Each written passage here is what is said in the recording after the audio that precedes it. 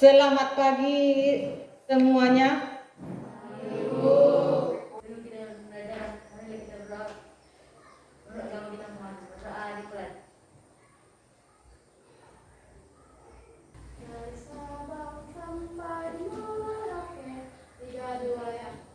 Dari Sabang sampai Merauke. Hari ini ada yang tidak hadir. Mana ketua siapa? Si Doa. Ada yang tidak hadir hari ini? Sebelum memulai pembelajaran, ada di sini yang merasa kurang sehat atau sakit? Nggak ada, sehat semua kan? Jadi ketika memulai pembelajaran, semua harus dalam keadaan sehat dan jangan lagi ada yang bercanda. Minggu yang kita belajar mengenai struktur dan fungsi jaringan pada tumbuhan. Coba perhatikan gambar di layar, perhatikan semuanya. Nanti ada hubungan materi dengan gambar yang Ibu sajikan. Ini amati. Kira-kira yang ini gambar apa? Ini tahu semua kan? Yang ini Ibu tunjukkan ini gambar apa? Masih lengkap dengan lauk pauknya. Tujuan untuk pembelajaran hari ini,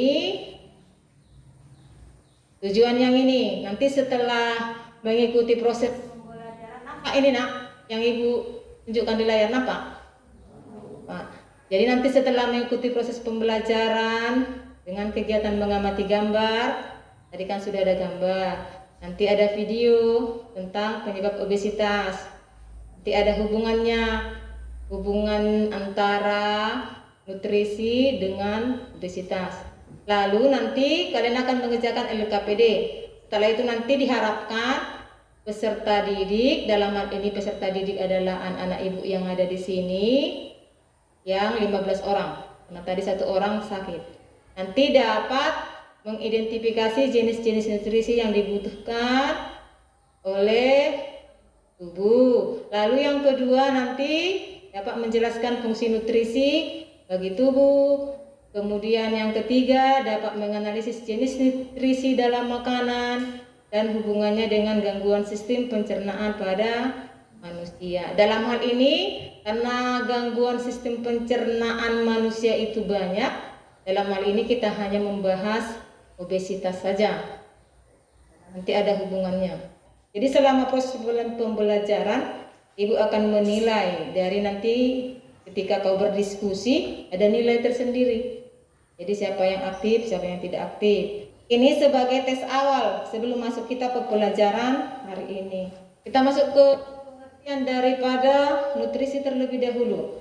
Jadi nutrisi adalah suatu proses masuknya zat makanan yang kemudian oleh tubuh akan diolah dan diproses dengan tujuan untuk menghasilkan energi, dan nantinya energi itu akan digunakan dalam melakukan aktivitas oleh tubuh. Jadi nutrisi ini terdapat dalam makanan. Nanti nutrisi ini dibagi menjadi 2. Ada makro, adalah nutrisi yang dibutuhkan dalam jumlah lebih banyak. Kemudian ada mikronutrisi. Ini nutrisi yang dibutuhkan tubuh dalam jumlah yang lebih sedikit. Bagaimana jika kita mengkonsumsi makanan itu pola makan yang salah? Seperti sekarang kan, remaja itu lebih suka yang instan. Kalau yang ini kan harus dimasak melalui proses terlalu lama.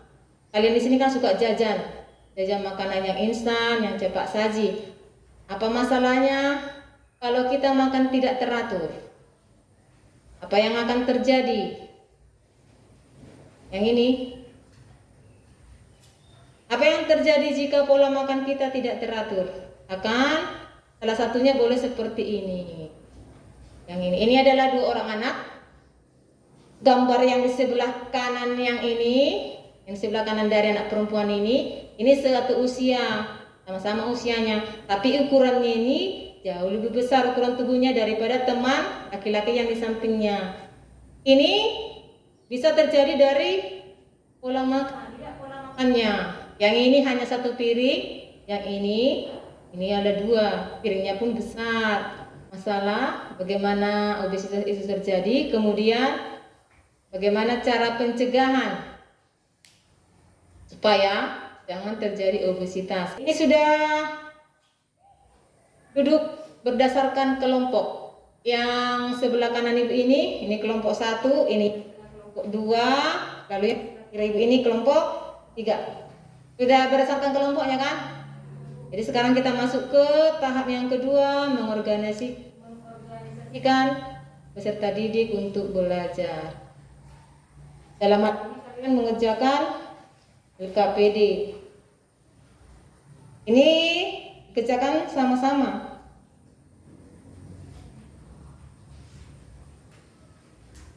Ini LKPD-nya. Yang ini LKPD pertemuan 1, submateri nutrisi, modelnya program learning berbasis masalah. Ada masalah. Jadi adapun tujuannya di sini adalah nanti peserta didik dapat menganalisis jenis nutrisi pada makanan dan hubungannya dengan gangguan sistem pencernaan manusia. Ini dikerjakan berkelompok. Karena ini berkelompok, jadi usahakan bekerja sama. Jadi masing-masing peserta didik ini anak-anak ibu beri pendapatmu. Jadi nanti yang lain menulis.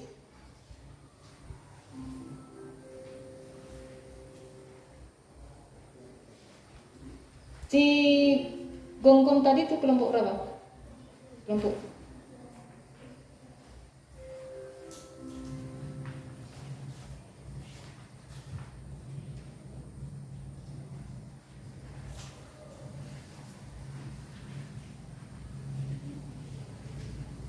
bisa dikerjakan kan? Kalau sudah selesai itu dikerjakan, sekarang dibuat kesimpulan. Nanti yang ini biar dipresentasikan di depan kelas. Yang ini buat kesimpulan hasil diskusi dari kelompok 1, kelompok 2, kelompok 3. Identifikasikan masalahmu berdasarkan informasi di atas secara tepat dengan kelompokmu. 1. Makanan memiliki efek yang signifikan pada kebiasaan belajar anak-anak. 2. Junk food dan makanan berkadar gula. Ada pertanyaan untuk kelompok 1? Ya, suara kuat. Bagaimana makanan cepat saji dapat menyebabkan Ulang. Bagaimana makanan cepat saji dapat menyebabkan obesitas? Ya, pertanyaan dari kelompok 3, bagaimana makanan cepat saji dapat menyebabkan obesitas? Sekarang kelompok 1 yang menjawab. Menurut pernyataan yang dikeluarkan oleh jurnal Nature Neuroscience pada tahun 2010, makanan tinggi kalori bisa menjadi adiktif, menyebabkan anak-anak yang terkadang makan makanan cepat saji untuk mengalami masalah makan di kemudian hari. Faktor-faktor ini menyebabkan anak-anak yang secara teratur makan makanan cepat saji mengalami peningkatan risiko untuk obesitas. Nah, itu pertanyaan jawaban dari kelompok 1. Bagaimana kelompok 3? Sudah puas dengan jawaban kelompok 1? Nah, ada yang lain? Apakah hanya kelompok 3 saja? Ada yang lain? Tidak. Jadi kalau tidak ada, ya kita beri tepuk tangan pada kelompok 1. Sudah, silakan duduk kelompok 1. Sekarang kelompok 2. 1. Mengidentifikasikan masalah berdasarkan informasi di atas secara tepat dengan kelompokmu. 1. Junk food dan makanan berkadar gula tinggi menguras tinggi energi dan kemampuan untuk mengkonsentrasi dalam jangka waktu yang lama. Tepuk tangan pada kelompok 2. Sekarang kelompok 3. 1. Identifikasilah masalah berdasarkan informasi di atas secara tepat dengan kelompokmu. Anak-anak yang makan makanan cepat saji lebih banyak mengonsumsi jumlah kalori. Kesimpulan, makanan cepat saji sudah lama mengundang kontroversi di negara kita karena terungkapnya beberapa dampak buruk yang ia miliki. Sudah ada pertanyaan untuk kelompok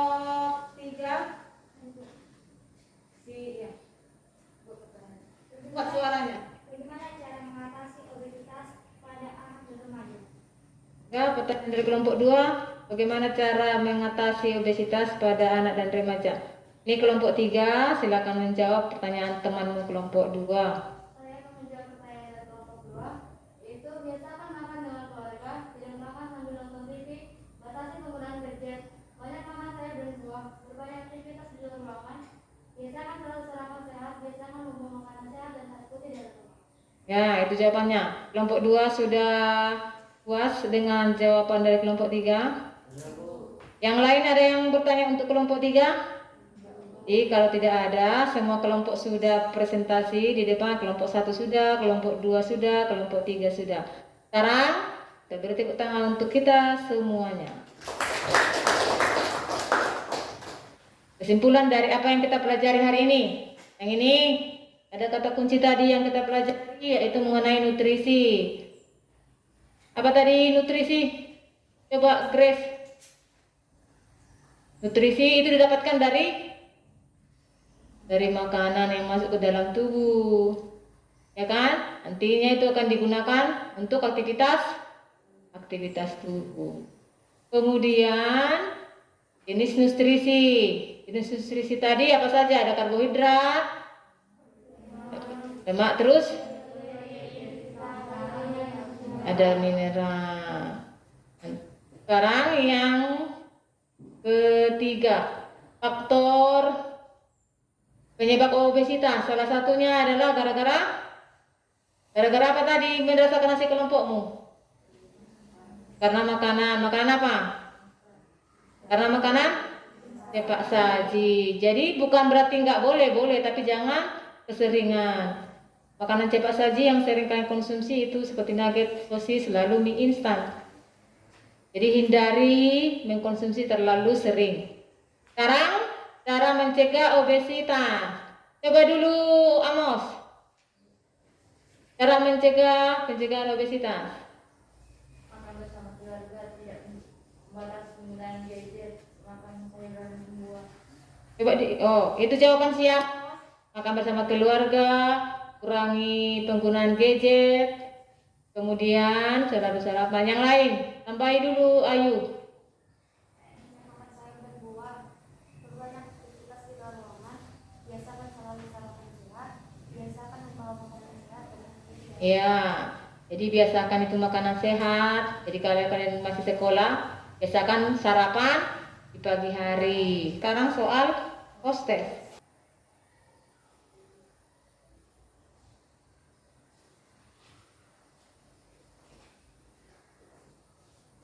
Sekarang refleksi untuk kegiatan hari ini.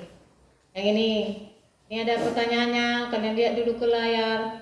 Nih, refleksi kegiatan pembelajaran hari ini. Setelah mempelajari materi ini yang tadi untuk materi nutrisi, apakah kamu sudah menguasai hal-hal berikut? Nanti beri jawaban ya atau tidak. Nah, untuk hari Rabu nanti pelajari di rumah mengenai sistem organ pencernaan beserta fungsinya. Organ pencernaan manusia dan fungsinya. Itu nanti ada di submateri yang kedua setelah nutrisi. Itu pelajari di rumah. Sebelum mengakhiri pembelajaran, ada baiknya kita tutup dengan berdoa. Karena tadi diawali dengan berdoa, lalu setelah selesai belajar diakhiri dengan berdoa juga. Silakan siapa sekarang? Giliran siapa sekarang membuat doa? Si Grace. Sebelum kita menutup pelajaran kita, ada baiknya kita berdoa menurut agama kita. Berdoa dimulai. Doa selesai. Udah sekian hari ini. Sampai jumpa hari Rabu. Selamat